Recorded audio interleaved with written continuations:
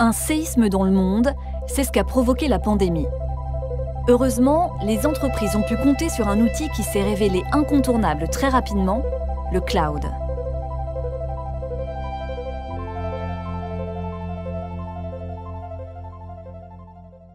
L'entreprise a dû s'adapter à un nouvel écosystème, une nouvelle modélisation de ses ressources qui s'appuyait historiquement sur des données un peu traditionnelles et qui subitement ont évolué. Des entreprises arrêtées, des usines arrêtées, des fournisseurs qui ne fournissent plus la même quantité de matière. Donc la nécessité de pouvoir avoir un processus industriel beaucoup plus agile pour s'adapter subitement à ces changements. Cette accélération, en particulier, on peut dire qu'elle entraîne souvent une plus grande possibilité de créer des nouveaux services, une réduction du temps d'approvisionnement des machines et donc une accélération de ce qu'on appelle vulgairement le go-to-market ou le temps d'aller sur le marché. Cette migration s'accompagne de défis environnementaux que les géants du cloud ont décidé de relever en se fixant des objectifs pour un cloud green et responsable. La meilleure énergie, en effet, c'est celle qu'on ne va pas consommer. On a, par exemple, pour nos data centers, mené des opérations d'analyse en utilisant l'intelligence artificielle, en essayant de modéliser, de collecter un maximum d'informations dans nos centres informatiques pour essayer d'optimiser au maximum les processus.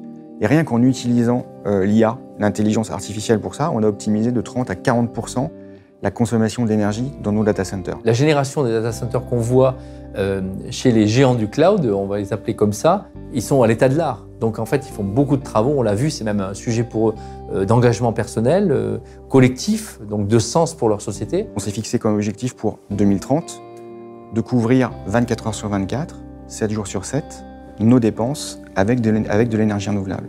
D'aller innover dans les nouveaux projets également qui permettent de fournir toute l'année, à toute heure de la journée, de l'énergie pour nos data centers. On a typiquement développé des projets dans le Nevada en exploitant la géothermie en zone très profonde pour aller chercher de l'énergie constante toute l'année. Donc moi, je leur fais confiance. Je vois qu'effectivement, d'un côté, ils proposent beaucoup de machines et une massification, certes, mais ils travaillent sur des normes qui sont extrêmement avancées. Alors qu'on voit chez beaucoup de nos clients des data centers qui consomment beaucoup, qui ne sont pas souvent aux dernières normes, qui sont dans des climatisations qui sont souvent un peu dépassées ou qui peuvent l'être en tout cas. Le monde de demain sera un monde où le cloud sera omniprésent et plus responsable. Mais à quoi ressemblera le cloud du futur ? C'est l'exploitation, par exemple, des technologies de machine learning, d'intelligence artificielle pour réinventer les processus métiers, pour innover, pour être beaucoup plus clairvoyant finalement sur les données, sur les assets de l'entreprise.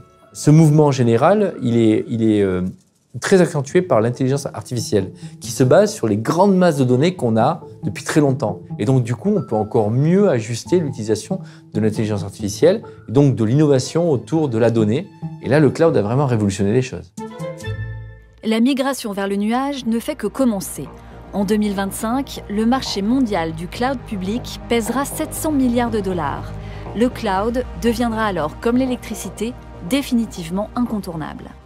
Il y a vraiment des possibilités qui ne sont pas encore révélées ou qui ne sont pas encore exploitées.